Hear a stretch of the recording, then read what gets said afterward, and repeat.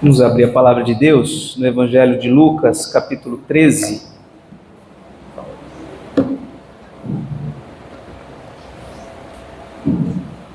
Lucas, capítulo 13. Há alguns anos eu iniciei uma série de pregações em Lucas, desde o primeiro versículo, e assim temos vindo na sequência do livro. Mas a última vez que eu preguei em Lucas foi em outubro do ano passado. Então já faz alguns meses tivemos essa série interrompida.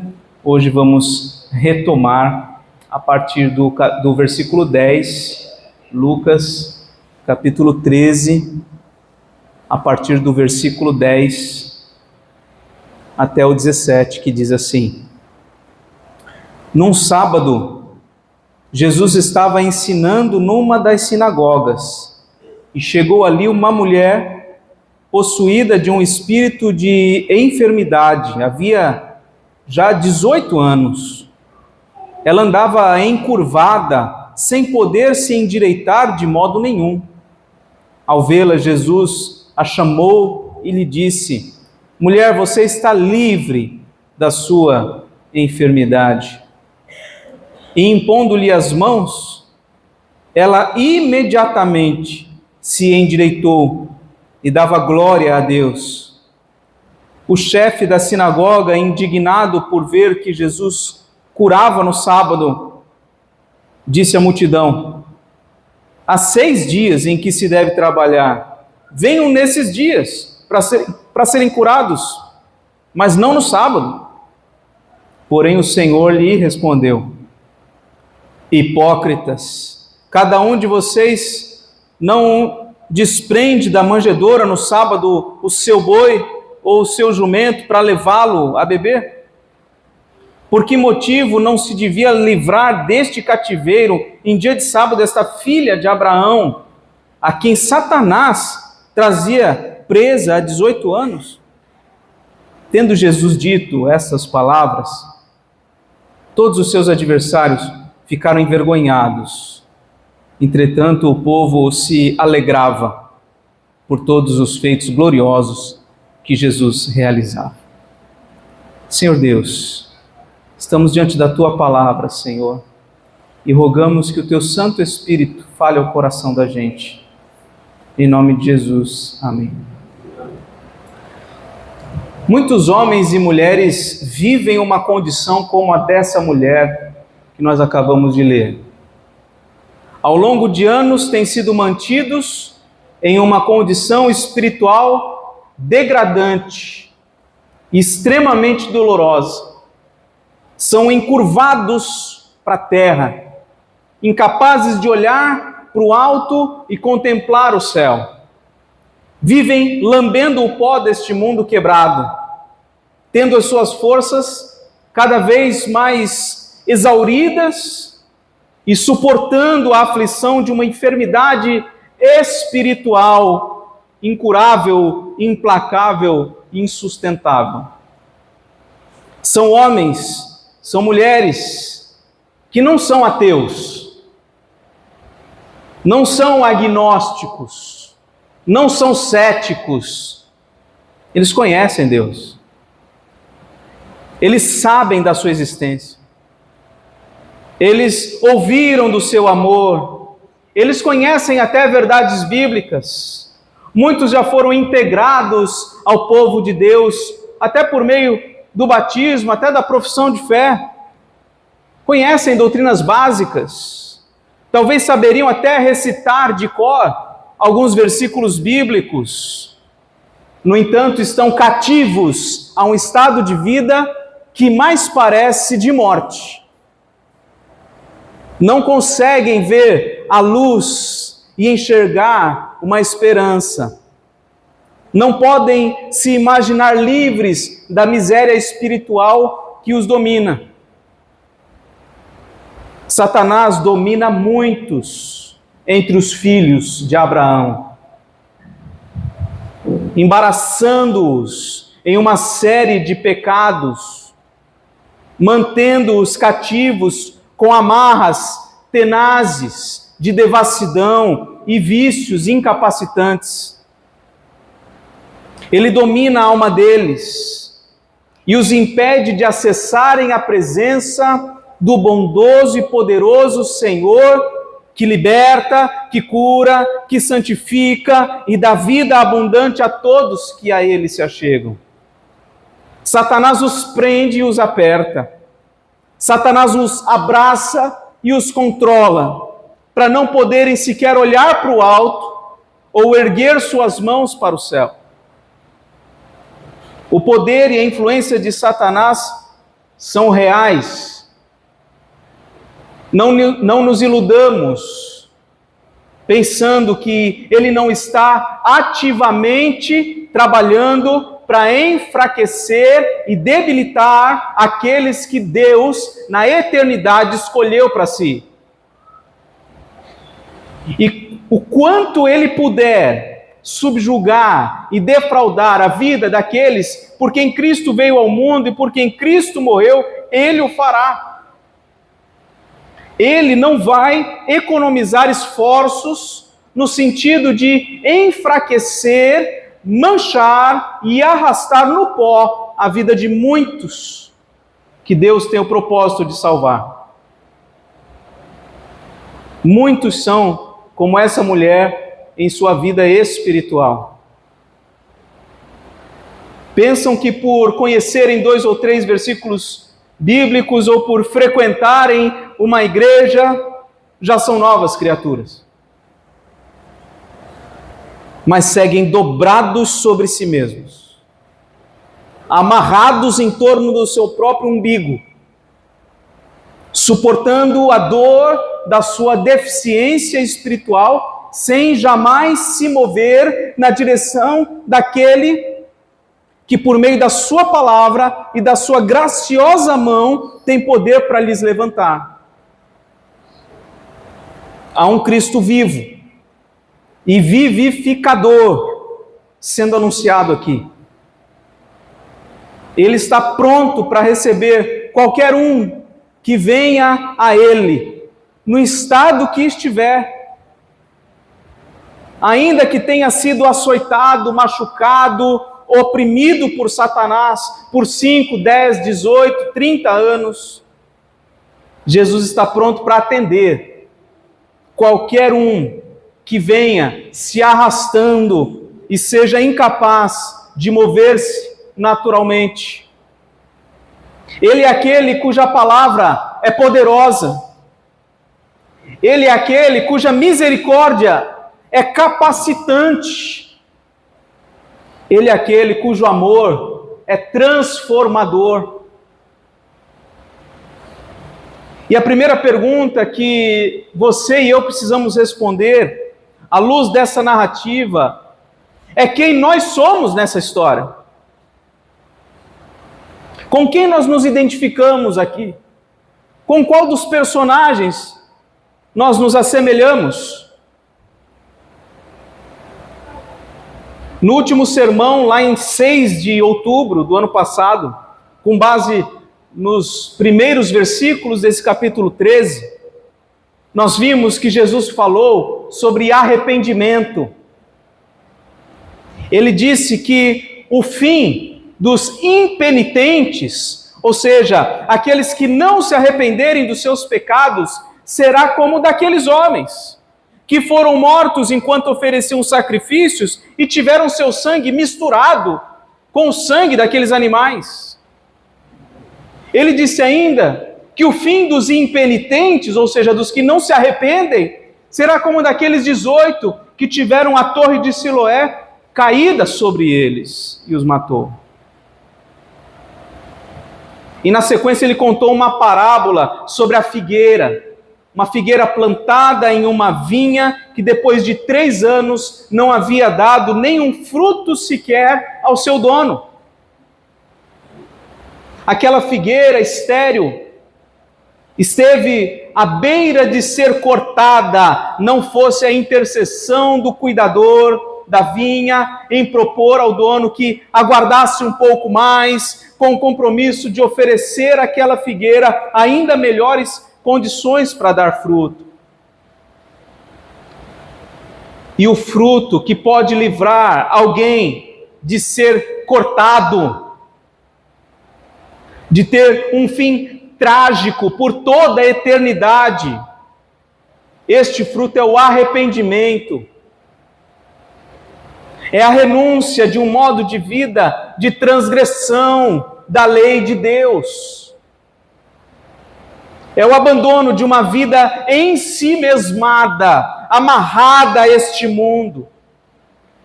O fruto que salva é o esgotamento da disposição de viver olhando para a terra, lambendo o pó deste mundo quebrado, e o surgir de uma nova disposição, uma disposição corajosa, de se arrastar até Cristo, de se desembaraçar das cadeias do pecado, bem fixadas por Satanás, e se mover na direção da palavra viva, libertadora, curadora e santificadora. Esse é o fruto aguardado por Deus na sua vida. O arrependimento. Quem somos nós nessa história? Somos aquela mulher que buscou em Cristo um fim para sua condição de morte espiritual, imediatamente foi por ele posta no prumo de uma vida justificada. Passou a louvar a maravilhosa graça de Deus. Nos assemelhamos a esta? Ou somos como o chefe da sinagoga, que, embora ereto fisicamente, estava dobrado em torno de si mesmo, apegado ao pó deste mundo, torcendo a palavra de Deus e dando ao sábado uma interpretação egoísta e desumana? A quem nós estamos nos assemelhando?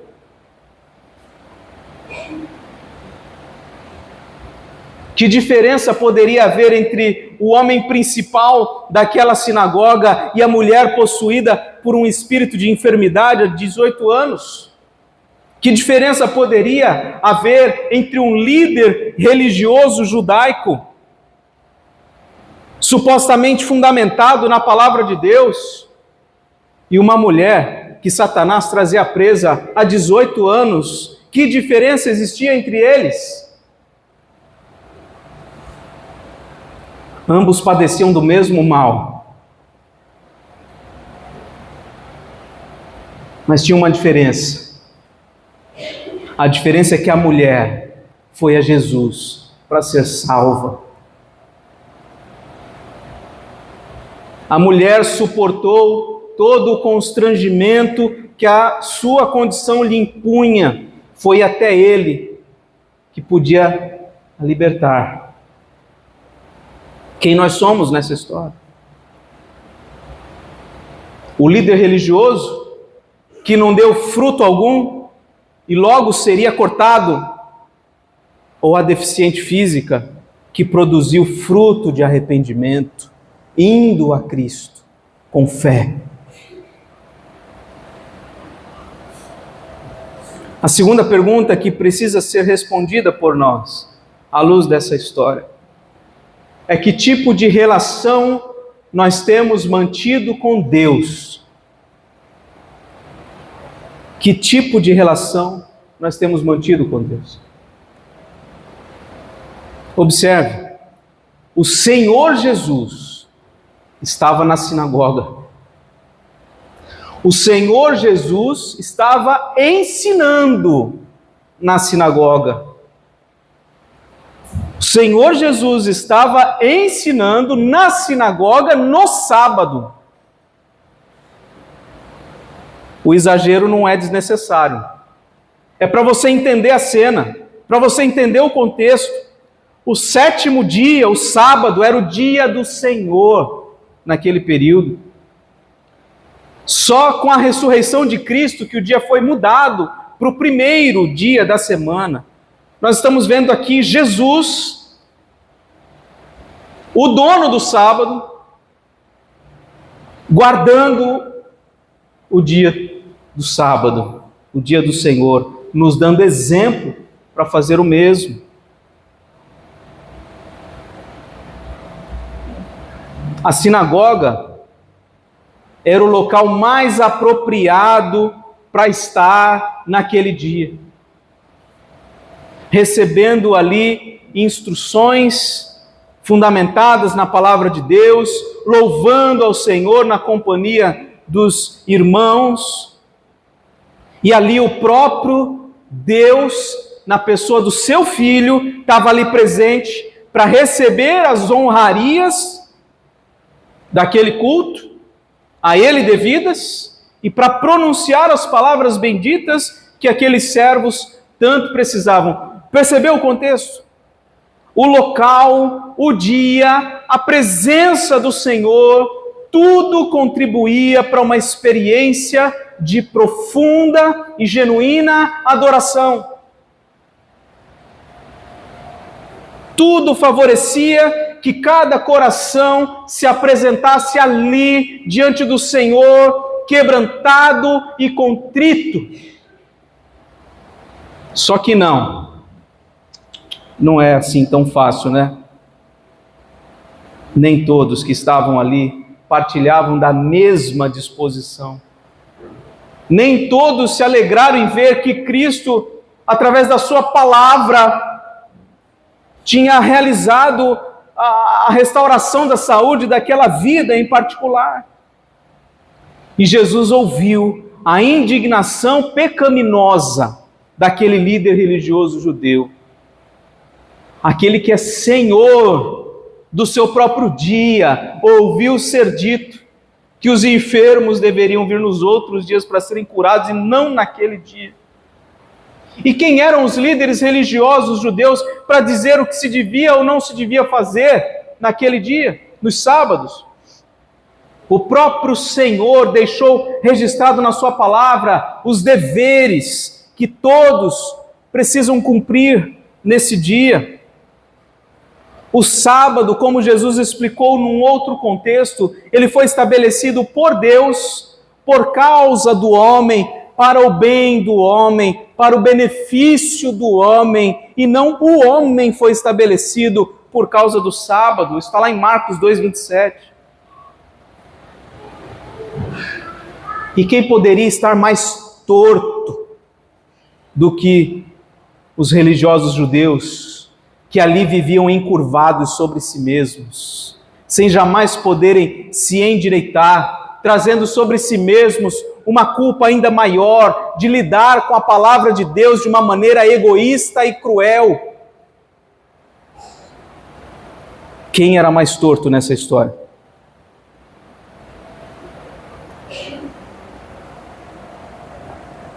Que relação aqueles homens mantinham com Deus? Jesus diz, uma relação hipócrita. Observe versículos 15 e 16. Jesus disse, hipócritas, cada um de vocês não desprende da manjedoura no sábado o seu boi ou o seu jumento para levá-lo a beber? Por que motivo não se devia livrar deste cativeiro em dia de sábado essa filha de Abraão, a quem Satanás trazia presa há 18 anos? Evidentemente, qualquer um deles ajudaria o seu próprio animal no sábado, no dia do Senhor, mas eles dificultavam o auxílio a vidas humanas nesse dia. Eles viviam uma relação hipócrita com Deus, uma relação falsa, fingida. Eles impunham sobre os outros obrigações pesadas, mas no que dizia respeito a eles mesmos e aos seus próprios bens, eles eram flexíveis, tolerantes, lenientes. E a religião hipócrita é assim. Para os outros, a letra da lei. Para mim, para os meus queridos, a leveza da paciência e da flexibilidade. Que tipo de relação nós temos mantido com Deus? Uma relação hipócrita como essa? De quem não vê na extensão da misericórdia sobre os outros algo maravilhoso? De quem não se alegra com o que Deus está fazendo na vida de outras pessoas? De quem não consegue ver nada além do seu próprio umbigo? É essa relação que nós mantemos com Deus? Ou uma relação baseada na fé, na esperança, no amor a Deus e ao próximo. Uma relação de quem busca o Senhor de forma humilde e alegre, de quem é capaz de observar a graça de Deus operando na vida dos outros e se alegrar com isso, de quem é capaz de louvar a Deus pelos feitos gloriosos que Ele está realizando ao trazer gente torta para ser corrigida, consertada por meio da sua poderosa palavra. Que tipo de relação nós temos vivido com Deus? O último versículo diz que o povo se alegrava por todos os feitos gloriosos que Cristo realizava e os seus adversários ficaram envergonhados. Quem somos nós nessa história? Que tipo de relação nós temos mantido com o Senhor? Aquela mulher representa aqueles que ainda não foram salvos por Cristo, não tiveram um encontro real com Ele, não experimentaram ainda o novo nascimento. Representa aqueles que não se arrependeram genuinamente dos seus pecados e vivem agarrados a um viver longe de Deus. Representa aqueles que, sob a influência de Satanás, vivem conforme o curso deste mundo. Nas palavras do apóstolo Paulo, eles estão mortos em suas transgressões e pecados. Aquela mulher representa os eleitos de Deus que ainda não foram tocados pela maravilhosa e soberana graça de Deus. Não receberam a misericórdia capacitante do Senhor para se arrastarem até Ele. São estes, os eleitos do Senhor, que ainda não tiveram essa experiência da conversão genuína e do novo nascimento que Cristo chama agora para irem a Ele. Vocês que se identificam com a condição dessa mulher, vão a Ele hoje. A palavra dele é vivificadora, o seu poder é infinito para desfazer todo o mal e todo o pecado que os amarra. Vão a Ele hoje. Não deixem para depois, não deixem para mais tarde. Ele pode livrá-los agora. Ele pode os capacitar e os habilitar a olhar para o céu e buscar as coisas lá do alto, não as que são aqui da terra. Vão a Ele agora, para receberem perdão, salvação, restauração, vida. Se você é um desses, faça essa oração comigo. Senhor Deus, aqui estão os filhos de Abraão que chegaram aqui encurvados, sem poderem se endireitar de modo nenhum. Eles não conseguem por si mesmos se desvencilhar dessa situação. E recorrem a Ti nessa hora para que o Senhor os liberte, para que o Senhor os salve, os cure, os coloque no prumo de uma vida reta e íntegra diante de Ti. Senhor, como é grande o Teu poder, é imenso o Teu amor por pecadores arrependidos. O Senhor não dispensa nenhum deles sem antes acolhê-los ao Teu aprisco. Quanto aos impenitentes que se mantêm firmes em seus pecados, arredios a qualquer estímulo espiritual, a estes o Senhor manda serem cortados, mas não é o caso destes aqui, Senhor, que a Cristo se achegam nessa hora. O Senhor pode capacitá-los, pode ressuscitá-los. Senhor, diga para eles: você está livre da sua enfermidade, você está livre do seu pecado, você está livre de toda a influência de Satanás. Senhor, que eles saiam daqui dando glória ao Senhor e todos igualmente aqui saiamos te louvando por todos os teus feitos gloriosos. Em Cristo Jesus, nosso Senhor, nós oramos. Amém.